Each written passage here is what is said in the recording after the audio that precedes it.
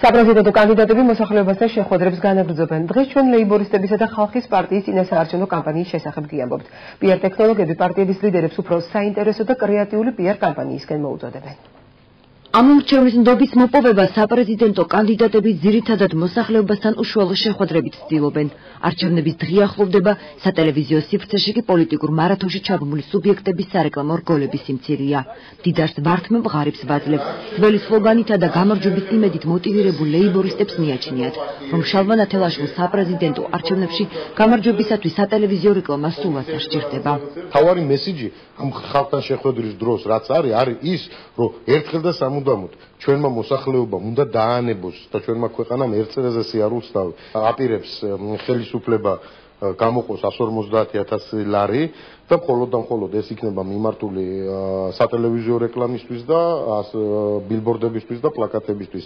აი ამის შემდეგ შეიძლება უკვე განვათავსოთ რეკლამა ტელევიზიაში. ნაციონალური მოძრაობის რეჟიმის გასამართლება. ამ შეტყობინებით გეგმავს საპრეზიდენტო არჩევნებში წარმატების მოპოვებას კობა დავითაშვილი. ხალხის პარტიაში ამბობენ, რომ სარეკლამო რგოლებს სატელევიზიო სივრცეში მწირი ბიუჯეტის გამო ვერ ათავსებენ. იმ სატელევიზიო რეკლამებს გამოვიყენოთ, რაც უფასოთა გვაქვს, მაგრამ მე არ ვფიქრობ, რომ ჩვენ ვიყიდოთ პოლიტიკური რეკლამა ფასიანი. იმიტომ რომ არ აქვს ჩვენ ამის ფინანსური მხარდაჭერა.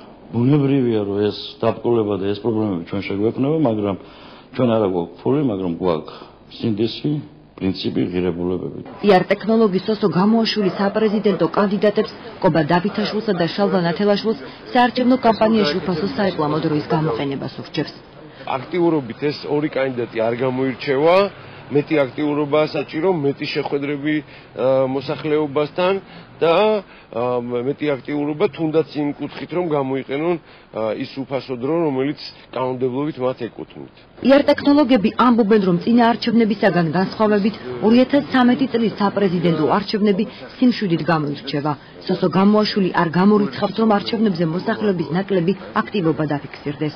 წინა საარჩევნო კამპანიებისგან განსხვავებული კამპანია გვაქვს, განსხვავებულია თავისი სიმშვიდით, სიწყნარით. გვიან დაიწყეს კანდიდატებმა კამპანიები, ამიტომ შეიძლება გაუჭირდეთ თავისი სათქმელის მიტანა მოსახლეობისადმი. შესაძლებელია 50%-ზე ნაკლებიც კი მივიდეს არჩევნებზე. ჯერჯერობით კანდიდატების სწორ, გამართულ შეტყობინებას მათდამი არ მიუღწევია. PR სპეციალისტები პოლიტიკურ სუბიექტებს ურჩევენ, რომ სატელევიზიო რეკლამის დამზადების პროცესში ყურადღება მიაქციონ ფერს, ფორმას, ლოზუნგს და მუსიკას.